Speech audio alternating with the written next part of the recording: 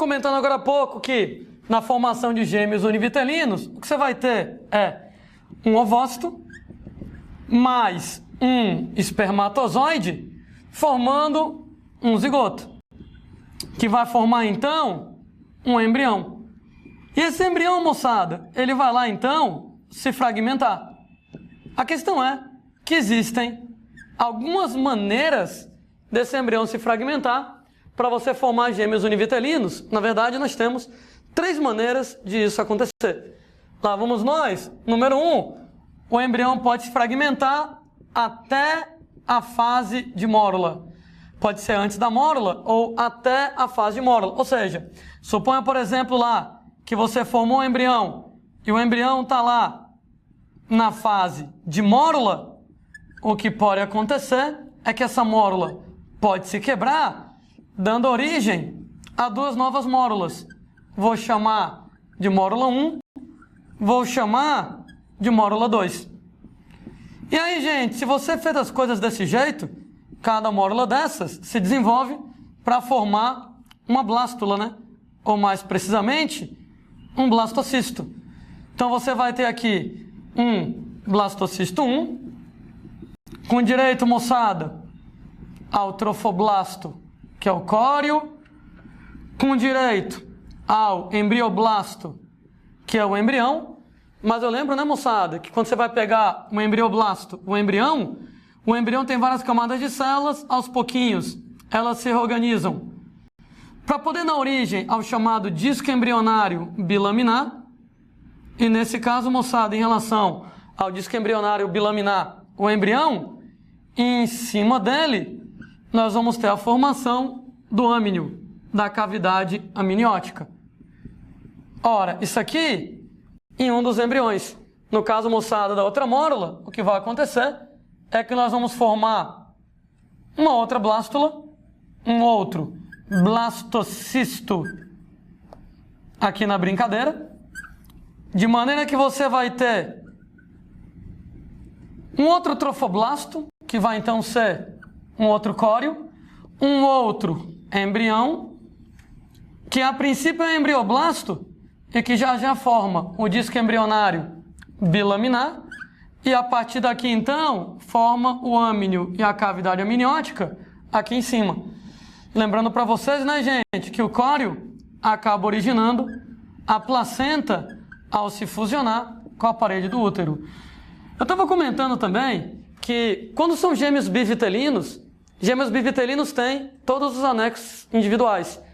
Cada embrião apresenta sua própria placenta, cada embrião apresenta seu próprio âminio. E pode observar que nesse caso, quando o embrião se fragmenta até a fase de mórula, funciona que nem lá nos gêmeos bivitelinos em relação aos anexos embrionários. Você vai ter todos os anexos individuais.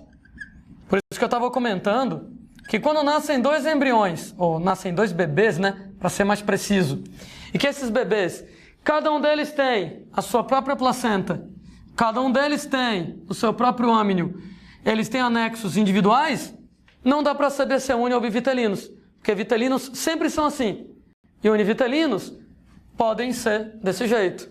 Podem, mas eles podem ser de 2 outros jeitos. Nós temos, moçada, segunda maneira de formar gêmeos univitelinos, a formação de 2 embrioblastos no mesmo blastocisto. Ok, não deu para entender a colocação. Que tal a gente desenhar então? Certo? Imagine que você formou apenas um embrião, você formou apenas uma mórula. E aí, gente, essa mórula forma uma blástula, um blastocisto. E aí, gente, nesse blastocisto, você vai ter a formação de um trofoblasto, que vai então ser o córeo, que vai então originar a placenta. E parecia que estava tudo acontecendo normalmente, né? Entretanto, pode ser que você forme 2 embrioblastos no mesmo embrião. Se você formar 2 embrioblastos no mesmo blastocisto nesse caso, o resultado é que esse embrioblasto vai formar um disco embrionário e o âmnio aqui em cima, então você vai ter um embrião e vai ter um âmnio, e o outro embrioblasto vai formar um outro disco embrionário, um outro embrião, e vai formar um outro âmnio aqui na jogada. Percebam bem, gente, que nesse caso, os dois irmãos gêmeos que vão nascer, isso aqui então é um embrião, isso aqui então é outro embrião, eles até que apresentam âmnios individuais. Cada um deles tem o seu âmnio. Entretanto, o córeo, a placenta, vai ser compartilhado pelos dois. Nesse caso, o córeo comum.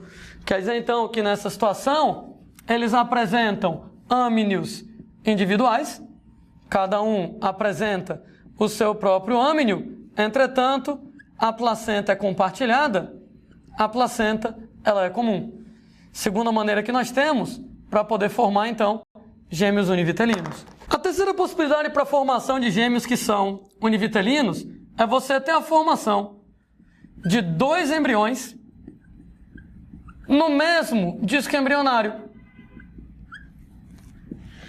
Ora, como é que seria esse lance de formar dois embriões no mesmo disco embrionário? Beleza, né? Mais ou menos desse jeito. Formou-se uma mórula. Essa mórula forma, então, um único blastocisto. Como se, gente, estivesse acontecendo tudo normalmente. Esse blastocisto único apresenta lá o trofoblasto dele, que vai acabar originando o córeo, que vai acabar originando a placenta. E a gente formou apenas um embrioblasto, ou seja, o normal de acontecer. Esse embrioblasto, então, vai formar um disco embrionário, que vai formar, então, o âmnio aqui em cima. Só que, gente, na hora de você formar a placa pré-cordal, que a placa pré-cordal é aquela estrutura que vai ser a região onde você vai formar o coração, e que ela delimita qual lado vai ser a cabeça, qual lado vai ser a cauda, acontece você formar duas placas pré-cordais. O que quer dizer que você vai acabar formando duas estruturas embrionárias. Uma placa pré-cordal delimita uma cabeça, uma placa pré-cordal delimita outra cabeça, e o resultado é que você vai acabar tendo dois embriões, um embrião, outro embrião, no mesmo disco embrionário, no mesmo blastocisto.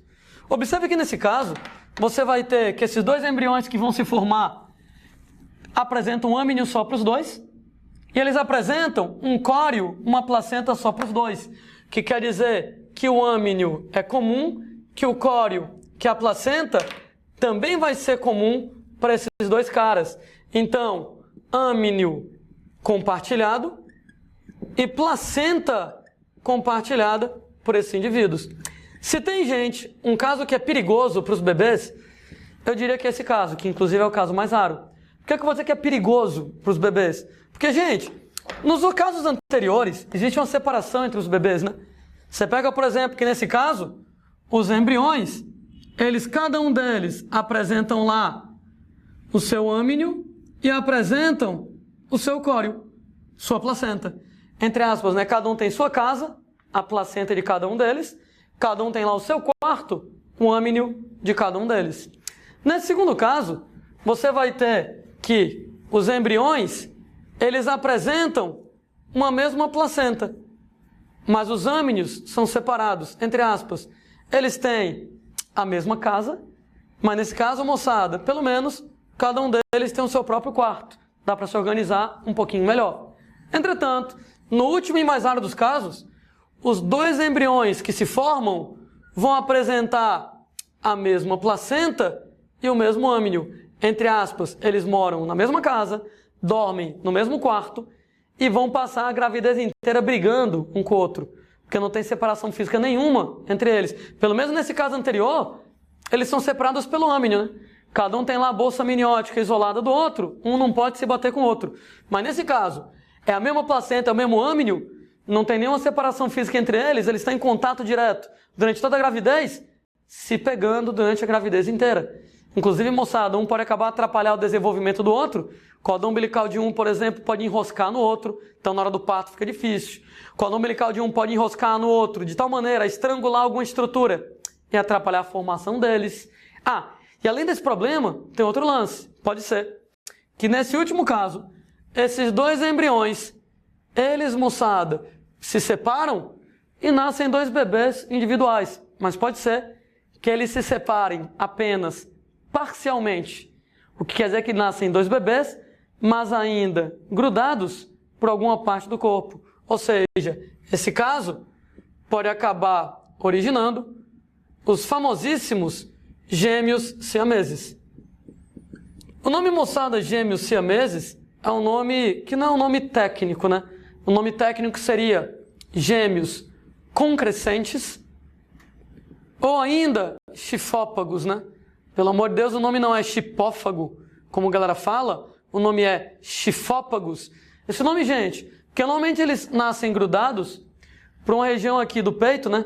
Esse osso do peito que liga as costelas chama de osso externo e a parte mais de baixo se chama apêndice chifoide. E aí, moçada, no caso mais comum de gêmeos concrescentes, eles nascem grudados pelo apêndice chifoide, um de peito virado para o outro. Mas eles podem nascer grudados pela cabeça, pela bacia, pela barriga, pelas costas, várias e várias possibilidades. Gêmeos, no caso, siameses concrescentes ou chifópagos, gêmeos, moçada, que nascem unidos por alguma parte do corpo. E aí, Landim, dá para separar? Ô, gente, cada caso é um caso. Dependendo, moçada, da região do corpo pela qual eles estão separados. Dependendo deles terem órgãos, cada um deles, os seus órgãos individuais. Ou eles têm órgãos compartilhados. Às vezes tem, por exemplo, uma estrutura só para os dois. Então tem que ver tudo isso, né? O tamanho da área de união. Se eles têm órgãos, todos eles separados. Cada um tem o seu coração, cada um tem os seus dois pulmões, cada um tem os seus dois rins. Ou será que eles têm, por exemplo, lá, alguns órgãos compartilhados que não dá para separar? Então, infelizmente, cada caso é um caso na análise da possibilidade de separação de gêmeos chifópagos. Fato é que, quando você tem esse lance de formar dois embriões no mesmo disco embrionário, dois embriões no mesmo disco embrionário, pode ser que eles nasçam separados, dois bebês, beleza, completamente formados, mas pode ser que eles nasçam unidos por alguma parte do corpo. Então, a formação de gêmeos siameses são gêmeos univitelinos que se formam exatamente, moçada, desse jeito que a gente está descrevendo. Esse terceiro caso é o que pode originar os gêmeos siameses concrescentes ou chifópagos.